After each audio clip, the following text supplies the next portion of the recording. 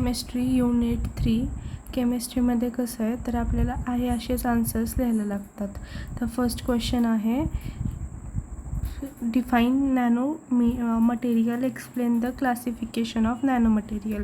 तर nano material म्हणजे काय असतं आणि त्याचे क्लासिफिकेशन काय काय. तर नॅनो मटेरियल म्हणजे काय तर सगळ्यात एक्स्ट्रीमली कमी डायमेन्शन म्हणजे साईज. ओके, तर सगळ्यात कमी साईज असलेले जे ऑब्जेक्ट आहेत किंवा मटेरियल आहेत त्याला नॅनो मटेरियल म्हणतात. So nano material are material with at least one electrical dimension external dimension in nano स्केलमध्ये असलेले डायमेन्शन रेंज आहे त्याची 1 ते 100 nanometre. Okay, due to small size there exhibit unique features. त्याच्या स्मॉल साईजमुळं फिजिकल केमिकल बायोलॉजिकल प्रॉपर्टीज जास्त आहेत, difference आणतात सिग्निफिकंटली बल्क काउंटर्समध्ये. जनरली आता हा केमिस्ट्री आहे ना खूप थेरिओटिकल म्हणजे नेक्स्ट लेवल आहे की तुम्हाला ॲज इट इज लिहायला लागणार. सो हे रट्टा मारणं खूप इम्पॉर्टंट आहे नीट. तर नॅनो मटेरियल म्हणजे काय तर असे मटेरियल ॲटलिस्ट एका डायमेन्शनमध्ये यूज केलेले आहेत. नॅनो स्केलची रेंज 1 to 100 नॅनोमीटर आहेत. ड्यू टू स्मॉल साईज का तर छोट्या साईजमुळं कसल्या फिजिकल केमिकल आणि बायोलॉजिकल प्रॉपर्टीजला रिॲक्ट करतात. लाईटर वेट आहे, स्ट्रेंथ आहे, इन्क्रीज त्याची रिॲक्टिव्हिटी. ओके, त्यातनं क्लासिफिकेशन कसं आहे तर त्याचं 0 डायमेन्शन 1 डायमेन्शन 2 डायमेन्शन आणि 3 डायमेन्शन. ओके, सो 0 डायमेन्शन म्हणजे काय की 1 to 100 नॅनोमीटरची साईज असलेलं 0 डायमेन्शन असतं. मग परत म्हणजे काय होणार can grow irrespective of any dimension in space. म्हणजे कुठल्याही डायमेन्शनमध्ये दिलं तरी ते ग्रो होणार, त्याला म्हणतात 0 डायमेन्शन. 1 डायमेन्शन नॅनोमध्ये काय होणार तर साईज काय ह्याची तर 1 डायमेन्शनपर्यंत आहे. रेंज पण 1 to 100 असणार पण ग्रो होणार इन एनी 1 डायमेन्शन, एकाच डायमेन्शनमध्ये. 0मध्ये कसं की कुठल्याही डायमेन्शनमध्ये ते ग्रो होत होतं, आता एका ह्याच्यातच होणार, त्याला म्हणतात डायमेन्शन नॅनोमीटर. ओके, 1 झालं. तर 2 डायमेन्शनमध्ये साईज पण सेम असणार पण 1 डायमेन्शनच्या ॲज कम्पेअर्ड हे 2 डायमेन्शनमध्ये ग्रो करणार. 3 डायमेन्शनची रेंज पण सेम असणार आणि 3 डायमेन्शनमध्ये ग्रो करणार. हे झालं question 1. Question number 2 define nano material explain the classification of nano material. तर नॅनो मटेरियल हे आत्ता झालेला सेम क्वेश्चन आहे, रिपीट झाला. Why nano material are much important and nano material काय इम्पॉर्टंट असतात हे एक्सप्लेन करायचं आहे. नॅनो मटेरियल म्हणजे काय तर युनिक प्रॉपर्टीज असणारे छोटे पार्टिकल्स. आय थिंक हा क्वेश्चन IMP पण आहे कारण सारखा ॲप्लिकेशन बेस्ड क्वेश्चन जास्त येतात पेपर्सला. So nano material is important because of their unique properties. त्याच्या युनिक प्रॉपर्टीजमुळे ते जास्त ॲप्लिकेबल आहे. ह्याच्यामध्ये मेन ॲप्लिकेशन्स ह्याचे electronics, environmental remedy, biomedical, sports आणि बॅटरीज. इलेक्ट्रॉनिक्समध्ये नॅनो मटेरियल यूजफुल होतात त्याच्या छोट्या साईजमुळं. एन्व्हायरमेंटमध्ये न्यूट्रलाइज टॉक्झिन्समध्ये ते बाइंड करतात नॅनो मटेरियल, सो यूज करतात. बायोमेडिकलमध्ये काय होणार कॅन्सर डिसीजेसला डायग्नॉलिसिस ट्रीटमेंट्स वेगळ्या ते ॲनलाइज करून यूज होतो. स्पोर्ट्समध्ये आपले बेसबॉल बॅट्स लाईटर वेट बनवण्यासाठी यूज होतो. बॅटरीजमध्ये ही जी लिथियम आयन्स आहेत ना ते रिप्लेस करतात इलेक्ट्रोडसोबत म्हणून यूज होतो. 3 इम्पॉर्टंट प्रॉपर्टीज आहेत ह्याच्या. Large surface area to volume ratio की ह्याच्यामध्ये मोठी सरफेस एरिया कारण तो कसं आहे ते छोटे असले तरी फ्लेक्झिबिलिटी जास्त आहे ना त्याची, म्हणून लार्ज सरफेस एरिया आणि त्याची व्हॉल्यूमचा रेशो. ओके, नंतर त्याच्यामध्ये काय येणार तर नॅनो मटेरियलचं जे हाय सरफेस आहे आत्ता सांगितलंच तसं ते ॲब्झॉर्ब करणार रिॲक्टिव्हिटीसोबत त्याची कॅपॅसिटी आणि इफिशियन्सी. आता क्वांटम इफेक्ट्स म्हणजे काय तर क्वांटम मेकॅनिक्स असतं जसं की ज्याच्यामध्ये मॅग्नेटिक प्रॉपर्टीज इन्क्लूड होतात, त्याला म्हणतात हे. म्हणजे याच्यात काय होणार की इलेक्ट्रॉन्स बिहेव करणार, डॉमिनेट करणार म्हणजे इलेक्ट्रॉन्स हटवणार किंवा डॉमिनेशन म्हणजे त्याला असं बाजूला सरक करणार आणि त्याचं युनिक रिझल्ट भेटणार आपल्याला इलेक्ट्रॉनिक्समध्ये. Mechanical strength and durability. Okay, तर मेकॅनिकल स्ट्रेंथ म्हणजे काय, तर टफनेस, हायर स्ट्रेंथ प्रोव्हाइड करणार. आणि ड्युरेबिलिटी म्हणजे कम्पेअर होईन द बल्क क्वांटिटीज, मोठ्या बल्क म्हणजे काय, तर जास्त क्वांटिटीजमध्ये कम्पेअर होणार. ओके, इम्पॉर्टंट आहे अशासाठी तर important for catalytical performance in the chemical reaction. Catalytic म्हणजे काय, तर कॅटॅलिटिक्स असतात. परफॉर्मन्स म्हणजे एक कंटेनर आहे, त्याच्यामध्ये कॅटलाइट्स आणि ॲनालाइट्स असतात ना, म्हणजे मायनस साईन. तर मग कॅथलाइटचे परफॉर्मन्स जे आहे केमिकल रिॲक्शनमध्ये ते इम्प्रूव्ह करण्यासाठी, boost energy storage in battery, energy स्टोरेजला बूस्ट करण्यासाठी. आणि क्वांटम ह्याचे जे एक्झाम्पल आहेत इम्पॉर्टंट ते enable, tunable, optimal properties. Optimal म्हणजे काय, तर ऑप्टिमल गॅजेट्स असतात. ऑप्टिमल म्हणजे आई, डोळ्याच्या रिलेटेड प्रोडक्ट्स असतात त्याच्यासाठी. अजून improvement in the electronics and nanoscale transistor in computer devices. Okay, transistors use होतात कम्प्युटर डिव्हाइससाठी. Improve for wear the resistance and coating composition. आता एक्सप्लेन द स्ट्रक्चर आणि ॲप्लिकेशन्स ऑफ कार्बन नॅनोट्यूब. मी जरा हवं बोलते कारण की केमिस्ट्री वाचते आहे ना घरात, म्हणून 2 वर्षांनी. स्ट्रक्चर ऑफ कार्बन नॅनोमीटर म्हणजे काय, तर सिलेंड्रिकल शेप आहे. ओके, सिलेंड्रिकल शेप आहे आणि अरेंज केला जातो हेक्झेगॉनल लॅटिसमध्ये. तर हेक्झेगॉन कसा असतो, तर हे जाऊ द्या, आपल्याला काय करायचं, हेक्झेगॉन कसा असतो, असं काहीतरी असतो. हेक्झेगॉन 6 साईड असतात का काय. ओके, तर हेक्झेगॉनल लॅटिसमध्ये अरेंज केलेला असतो. स्ट्रक्चर ह्याचं ग्रॅफाईनपासून बनलेलं असतं. 1 डायमेन्शन नॅनोमीटर आणि त्याची स्ट्रेंथ असते ती ग्रेटर देन इट्स डायामीटर. त्याची जी डायामीटर असते ना, म्हणजे आडवी लाईन सेंटरपासून ते एंडपर्यंत जी लाईन असते त्याला डायामीटर म्हणतात, ती ग्रेटर असते. ओके, सो प्रॉपर्टीज काय काय आहेत कार्बन नॅनोमीटरच्या, तर मेकॅनिकल प्रॉपर्टीज. मेकॅनिकल प्रॉपर्टीमध्ये हायर स्ट्रेंथ येणार, की त्याची स्ट्रेंथ हाय आहे, टेन्साईल स्ट्रेंथ हाय आहे कितीपर्यंत,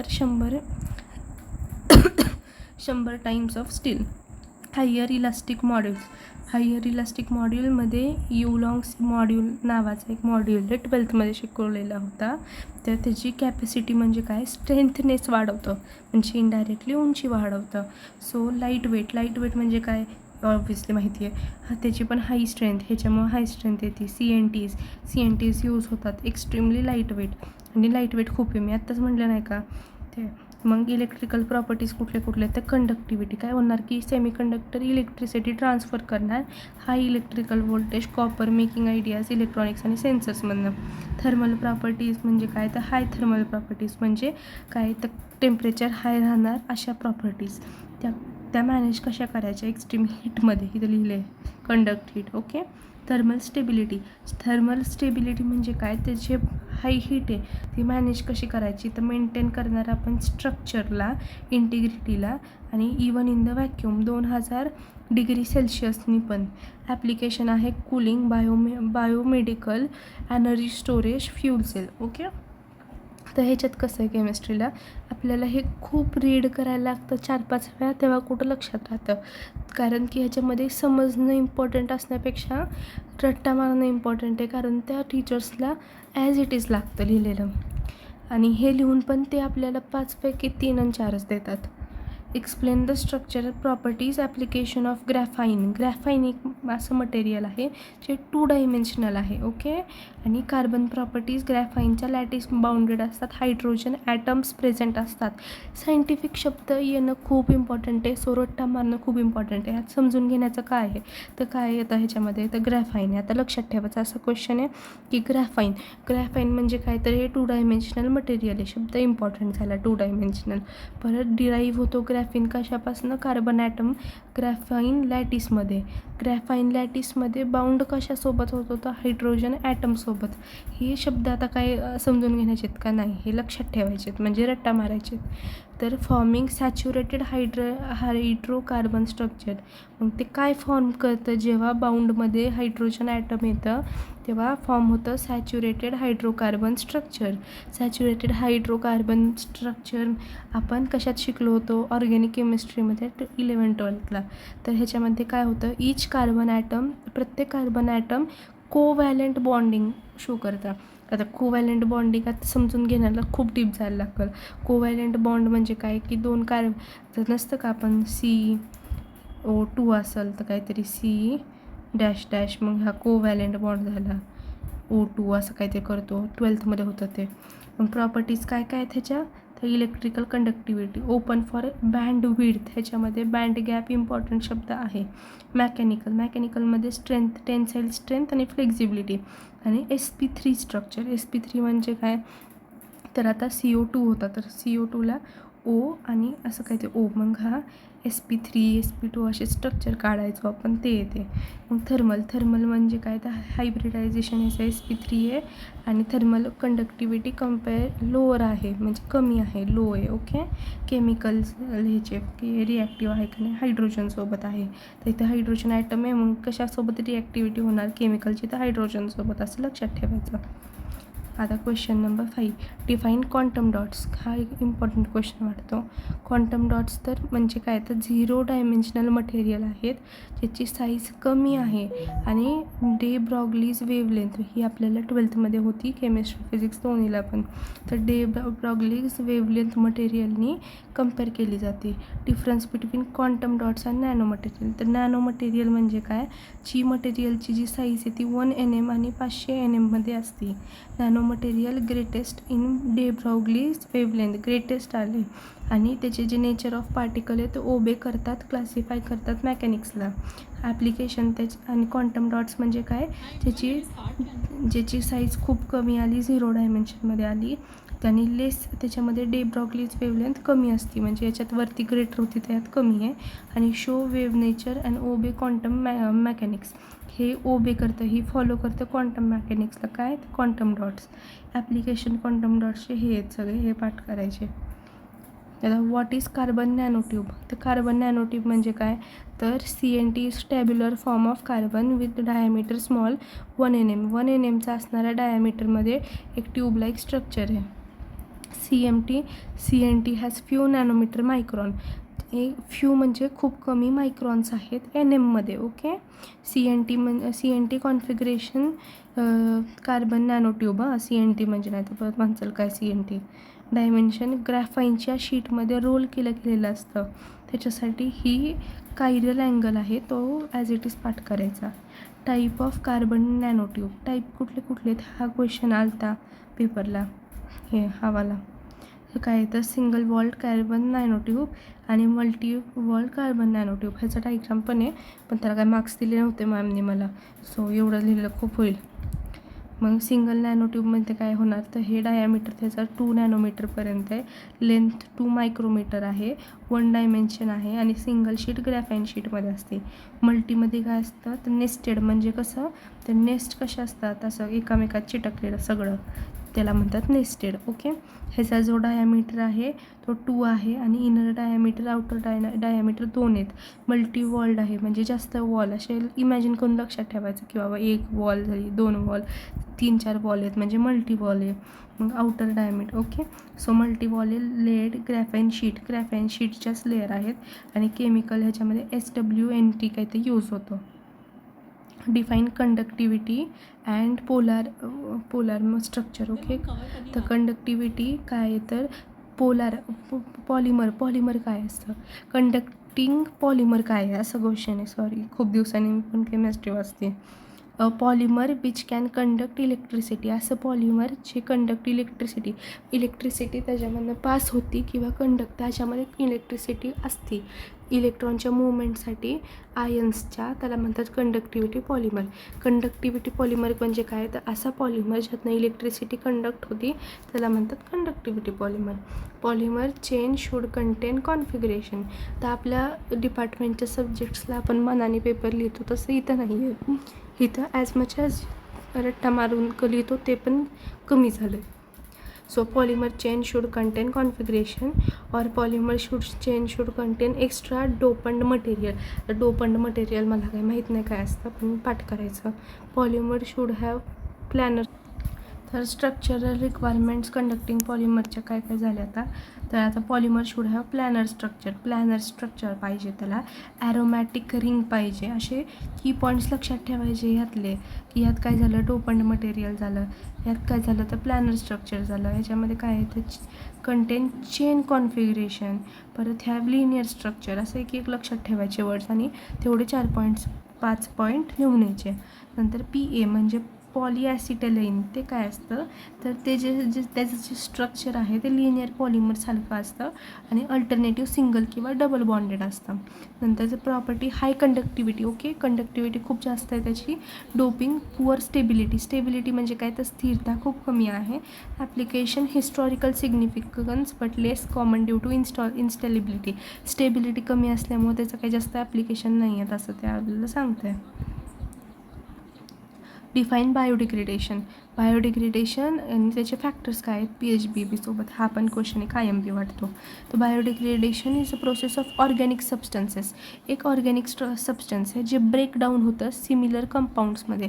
ह्याचं ब्रेकडाऊन होणार काय तर सिम्पल म्हणजे सिमिलर, एकसारख्या इक्वल साईजच्या कंपोनंट्समध्ये ज्या ऑर्गॅनिक सबस्टन्सचं ब्रेकडाऊन होतं त्याच्यामध्ये लिव्हिंग ऑर्गॅनिझमची रिॲक्शन होती, प्रायमरी मायक्रो ऑर्गॅनिझम्सचं परफॉर्मन्स होतं. म्हणजे काय काय असणार त्याच्यामध्ये लिव्हिंग ऑर्गॅनिझम्स लाईक फंगाय, बॅक्टेरिया असलं सगळं प्रेझेंट आहे. प्रायमरी मायक्रो ऑर्गॅनिझम्स पण आहेत, बॅक्टेरिया, फंगाय, अल्गाय, मी आत्ता सांगितलं तसं.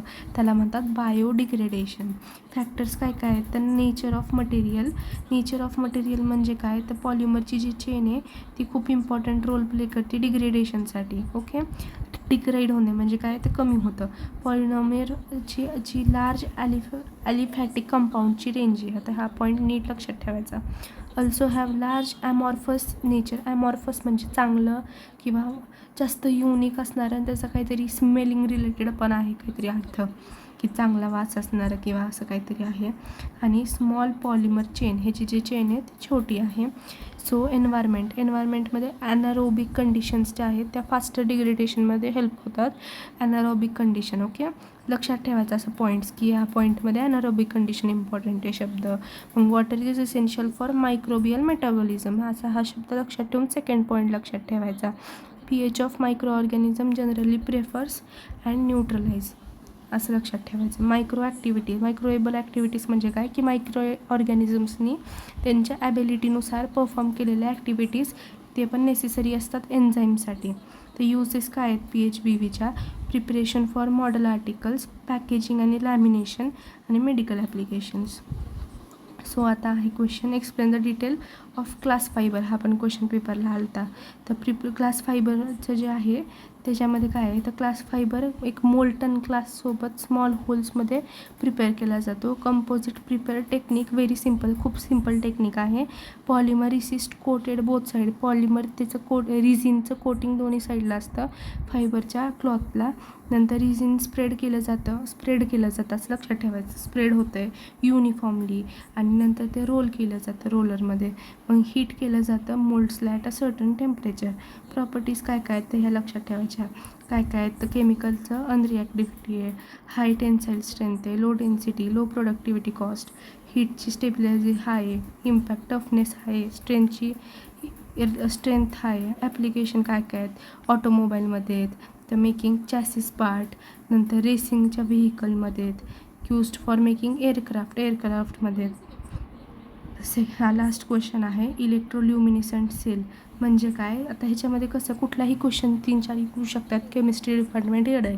सो नीट करायचे की मटेरियल जे आहे ते प्रोड्यूस करतात कलरनुसार, त्याला इलेक्ट्रोल्युमिनिसंट मटेरियल म्हणतात पॉलिनॉमियलचं.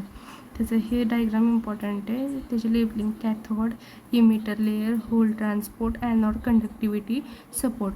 ज्या त्या क्वेश्चनला जे ते डायग्राम लिहायचे. ॲप्लिकेशन काय तर thin film, backlight, solar, aerolite, decoration, theatre, night lamp. आता मी जसं मला आठवलं केमिस्ट्री त्यानुसार एक्सप्लेन केलेलं आहे. जरी काय आठवलं नाही तर एक टॉपिक यूट्यूबला बघितला सर्च करून, ते एवढे काही व्हिडिओ येणार नाहीत पण तरी समजेल बेसिक आयडिया, नाही तर ChatGPT करून इन्फॉर्मेशन पण भेटेल.